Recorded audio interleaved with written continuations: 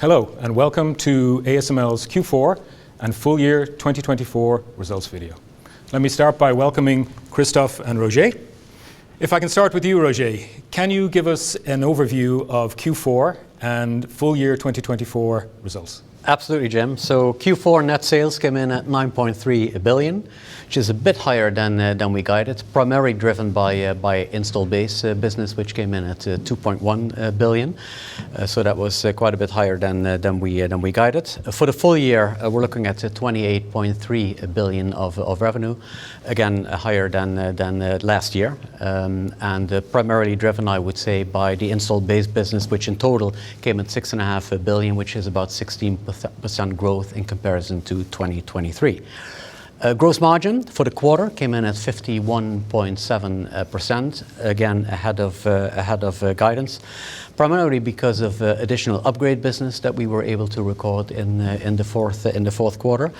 And also because, as you know, we have the revenue recognition for the first High-NA tools. So we had two High-NA tools we were able to recognize revenue for in the quarter because the customer accepted the two tools. And that is, recognizing High-NA revenue, as you know, is detrimental to the gross margin. But in fact, the cost that we needed to incur in order to make the systems work were actually lower than planned. So that was also one of the reasons why the gross margin for the quarter came in a bit better than we anticipated. Gross margin for the year, 51.3%, which is similar to the gross margin that we had in 2023. If you look at net income for the quarter, 2.7 billion euros. For the full year, 7.6 billion euros in terms of total net income. Net system bookings for the quarter, 7.1 billion euros, of which 3 billion EUV, and that got us to a backlog for at the end of the year of approximately 36 billion. Talking about net bookings, the net bookings, and we said this before, net bookings can be lumpy, particularly if you look at it from one quarter to the other. And in fact, the way we do it, the way we work with our customers and the way we come up with our expectations for the business really is based on an ongoing review cycle that we have with customers. So it's much less influenced, I would say, by bookings. It's much more based on regular reviews that we have with customers. So recognizing that that PO bookings can be lumpy and are not necessarily, we would say, a good reflection or accurate reflection of the business momentum. We said we'll continue to provide a number throughout this year, but after this year we will stop providing this number. What we will do is provide a backlog. So on an annual basis, we will provide you with the total backlog. So all that said, how would you summarize Q4 and the full year in 24? Well, Q4 was a record quarter for ASML. 2024 is, yet again a growth year, and therefore yet again from a revenue perspective a record year for ASML. And I would say recognizing in the current very dynamic market circumstances, recognizing that we once again had a record quarter and a record year, I think kudos and a big thank you to the entire ASML family, both the employees and all the partners that we have within ASML to make that possible within this very dynamic environment. If I can turn to you, Christophe, can you give us an outlook on 2025, how you see things? Well, I think our outlook remains consistent with the view we gave last quarter. We see total revenue for 2025 between 30 and 35 billion euro, and the gross margin between 51 and 53%. AI is the clear driver. I think we started to see that last year. In fact, at this point, we really believe that AI is creating a shift in the market. And we have seen customers benefiting for it very strongly, other maybe a bit less. So for AI, if the demand remains strong and our customers are capable to build some capacity, we see the opportunity toward the highest part of the range. On the other hand, there's still quite some uncertainty on the other customer, and this also justifies the lowest part of the range. If we look then at the different market segments, logic, memory, install base, how do you see that progressing through 25? So 2024 was strong for memory, and we expect memory to remain strong. We expect logic to grow to basically fulfill the demand of AI. And what about install base? Well, our number of systems in the install base continue to grow. We see an increased share of EUV as well, and we expect some more upgrades next year. So overall, we will see also an increase in our install base business. If we look then maybe at a topic that's on everybody's mind a lot of the time is China. How do you see China revenue progressing in 25 versus 23, 24, for example?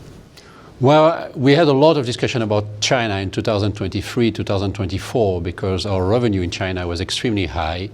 I think we have explained that this was caused by the fact that we are still working on some backlog created in 2022 when our capacity was not big enough to fulfill the whole market. 2025 will be a year where we see China going back to a more normal ratio in our business. So I think we're going to see again numbers people used to see before 23. If we turn back to you, Roger, we look at 25 in terms of a numbers point of view. How do you see Q1 in terms of guidance? For Q1, when it comes to net sales, we're looking at guidance between 7.5 billion and 8 billion. Included in there would be 2.1 billion that we expect for installed base business, which would be similar to the last quarter. And we'd be looking at a gross margin somewhere between 52 and 53%. So if I look at that gross margin in Q1, how should we expect things throughout the full year as a whole? Should we expect the high end of the guidance there? So gross margin 52 to 53%. If you compare it a little bit to what we had in the last quarter, so where is the uptick from the last quarter? A number of moving parts, most significant moving parts. We do not expect to have revenue recognition for High-NA in this quarter, so that's a positive. On the other hand, also for Q1, there is a little bit less immersion sales in there, which is detrimental to gross margin. So net, we still believe that we're going to have a little bit better gross margin in Q1 than we would have had in Q4. If you look at the full year, again, particularly in light of High-NA and High-NA revenue recognition, we believe that is primarily skewed towards the second half of the year. As a result of that, I would expect that the gross margin in the first half is a little bit better than the gross margin in the second half. Nonetheless, what we said before, the gross margin expectation for the year is between 51 and 53%. Okay, and do you expect any additional impacts from the latest export control regulations that have been recently published? Quite a few moving parts when it comes to export controls from the US. As you know, the US articulated a number of new regulations in December. Actually, two big parts there. One was they included a number of new technologies on the list of restricted technologies. And they also added a number of fabs to the list of restricted fabs, so where restrictions apply. You also know that the Dutch government very recently came out with new regulation there as well. But I would say that the combination and the impact of those both US and Dutch measures has been appropriately reflected in the guidance that we've given before. So the 30 to 35 billion properly reflects the limitations that we see from an export controls perspective. Christophe, if I can switch to our technology, can you give us updates on the latest progress when it comes to low-NA, high-NA, our DUV products as well as applications? Well, if you look back at 2024, I think this has been a very rich year for technology at ASML.